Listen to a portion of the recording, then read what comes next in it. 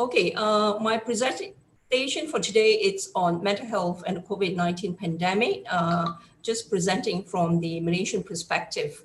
And due credit is given to my fellow researchers, Dr. Chua, Dr. Bono, Dr. Sami, Dr. Fitrana, Dr. Siao, Dr. Chia, Dr. Lau, and Dr. Vina Raja. They are all my research team in this project. Now, let us now start the ball rolling.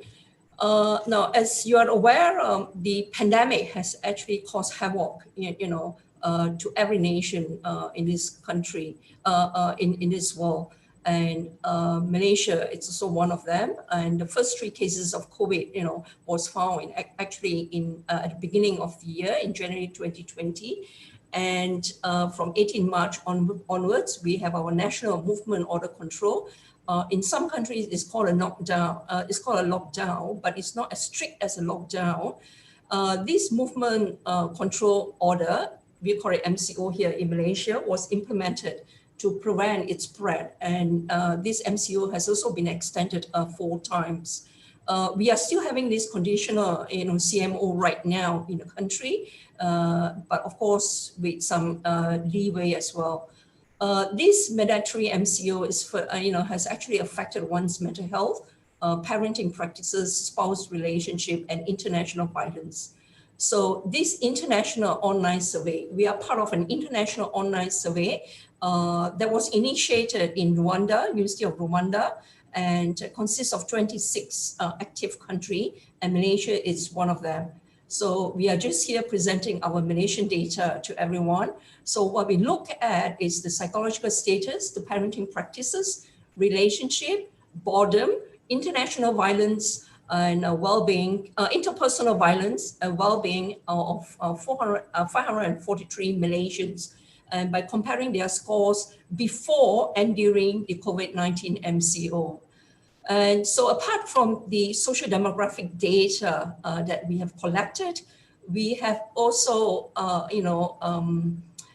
getting the participants to answer some of the standardized questionnaire, for instance, looking at boredom, looking at loneliness, the Alabama parenting questionnaire, parenting program, relationship quality index, and the generalized anxiety disorder, as well as the WHO well-being index.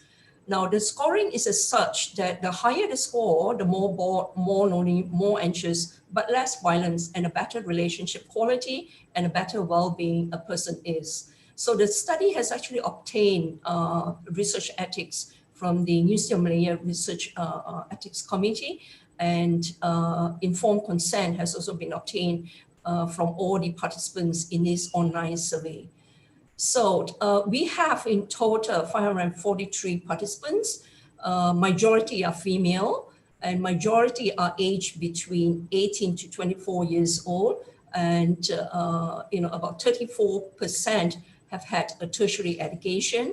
Majority are also from the urban, living in the urban areas, about 81%, and almost slightly over half, 51% of them are still single, in terms of marital status. Now, looking at the chart itself, you can see here, so we measure well-being, relationship, violence, parenting, anxiety, boredom, and loneliness. So in all these indicators, we found a significant difference. Now, by the way, the blue are those prior to the MCO, and the orange color, it's during the MCO, during the lockdown.